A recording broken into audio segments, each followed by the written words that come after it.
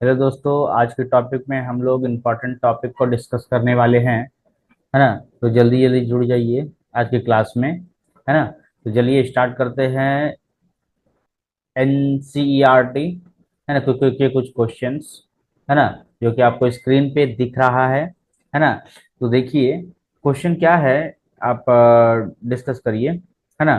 Question क्या है, ध्यान दीजिए। क्वेश्चन क्या है?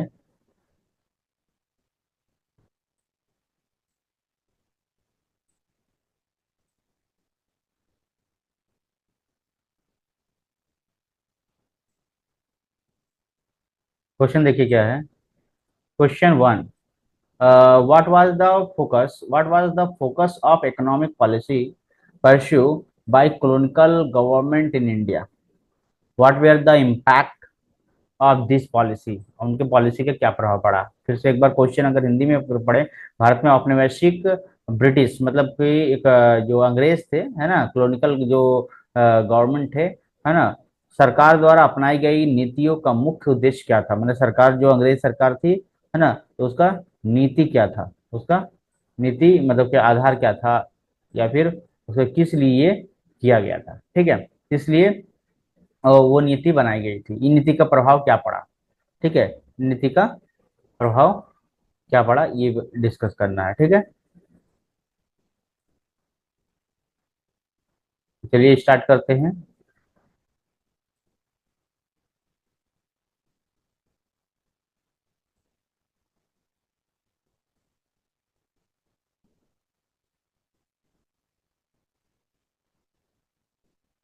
देखिए, the economic policy The economic policy pursued by the colonial government in India was concerned more with the protection or promotion of the economic interest of their home country rather than with the development of Indian economy। है ना? भारत में जो British सरकार जब थी, तो उसमें अब बहुत सारे रूल्स एंड रेगुलेशन स्टार्ट की। तो उनका उद्देश्य क्या था कि आर्थिक विकास, इकोनॉमिक डेवलपमेंट नहीं था, इकोनॉमिक पॉलिसी नहीं था, उसके अलावा बहुत कुछ था। है ना? It rather than development of Indian economy, है ना, बल्कि अपने देश मतलब कि अपने देश ब्रिटेन की ही हित की रक्षा करना, है ना, और उन्हें बढ़ावा देना था। मतलब अपने देश को बढ़ावा देना था। है ना? अपने देश को बढ़ावा देना था, वहां से कॉलोनियल आया और पूरा राज्य साम्राज्य यहाँ स्थापित करना था। और इंडिया में पहले आए थे वे लोग व्यापार करने के लिए, लेकिन व्यापार करने के साथ साथ यहाँ पर जो है अपना साम्राज्य स्थापित करने लगे। है ना? और बात करते हैं कि दस at the time of independent, आज़ादी के समय 1947 में India was a poor and under developed country. मतलब कि उतना डेवलपमेंट नहीं था, पुअर कंट्री था। At the time of agriculture was a poor condition at the mineral resources were not fully used. और मिनरल रिसोर्सेज जो है वो खनिज संपदा ये सब जो बहुत थे, लेकिन यूज नहीं कर पाए थे। लेकिन उन लोग को ये सब चीज पता चला, तो ये वे लोग जो है भरपूर उसका यूज करने लगे। There were only a few industry and many cottage and small, यहाँ पर ज्यादा इंडस्ट्री नहीं थी, यहाँ पर ज्यादा कुछ ही इंडस्ट्री थी। And many of cottage and small scale industry and decline under the British rule. जो भी छोटे छोटे बिजनेस थे वो ब्रिटिश रूल के अंदर में काम करते थे, मतलब तो उसके अंडर में ही ये सब चलता था। Million of people were unemployment, कुछ और इतने सारे लोग थे जो कि अनएम्प्लॉयमेंट थे, बेरोजगार थे। Not because the were unwilling to work but because they were no job found, मैंने उन लोगों को काम ही नहीं मिलता था। अंग्रेजों जो इंडियन वाले मतलब जो डॉग्स बोल के पुकारते थे, उन लोगों को काम निचली वर्ग का दिया गया था। The per capita incomes of Indian one lowest in the world, और वर्ल्ड में सबसे कम पर कैपिटा इनकम था, indicating the that average Indian was extremely poor and could not afford even the basic necessity of life. For extent, the staple food of average Indian consists of rice हो गया, wheat हो गया, millet हो गया, ज्वार बाजरा हो गया। Most Indian could not afford by nutrition, और उतनी जो है न्यूट्रिशन जो है खरीद नहीं पाते थे। उनका बैलेंस और एंड बैलेंस उनका जो है पोषक आहार नहीं मिल पाता था। Vast majority of people in India lead miserable life. ठीक है।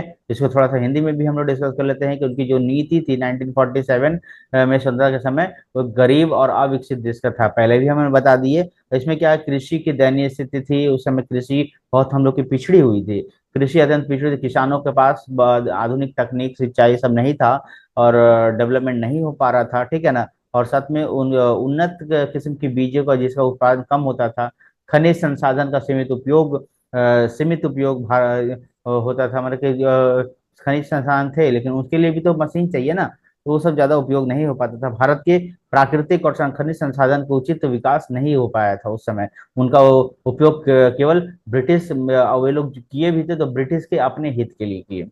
उद्योग भी बहुत पिछड़ा हुआ था ना, देश में बड़े उद्योग बहुत कम थे। विदेश नीति के कारण कुटीर उद्योग, लघु उद्योग में छोड़ घर घर में होता था, हथकरघा चलता था, धीरे धीरे ये सब खत्म हो गया है। और इंडस्ट्री जब आए इंडस्ट्री तो वो सिर्फ अंग्रेजों के लिए थे।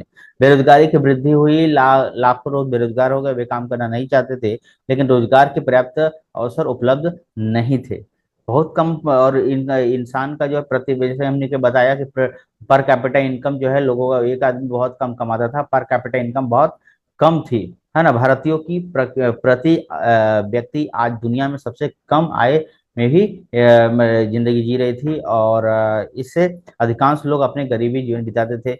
गरीब जो गरीबी और कुपोषण, अधिकतर लोग चावल गेहूं मोटे अनाज ही पर निर्भर करते थे, पौष्टिक आहार तो मिल नहीं पाता था, और निम्न जीवन स्तर था, शिक्षा नहीं थी, स्वास्थ्य नहीं था, आवास नहीं था, अन्य मूलभूत को भी सुविधाएं ढंग की नहीं थी, अत्यंत कठिन और दयनीय अवस्था थी। तो इससे ये निष्कर्ष निकलता है कि ब्रिटिश जो है आए थे अपना राज्य स्थापित करने के लिए, और भारत में भरपूर शासन करके गए। आर्थिक नीति जो भी बनाए थे वो अपने लिए बनाए थे, भारत को कमजोर बनाने करके पिछड़ा बना दिए। और इन नीतियों का उद्देश्य भारत का विकास नहीं बल्कि ब्रिटेन की समृद्धि और सुनिश्चित, यहाँ से सभी ढो ढो कर मार्केटिंग करके सब चीज लेकर चले गए, है ना। भारत को गरीबी, बेरोजगार और औद्योगिक पिछड़ेपन, कृषि संकट में गंभीर समस्याओं का सामना भी करना पड़ा।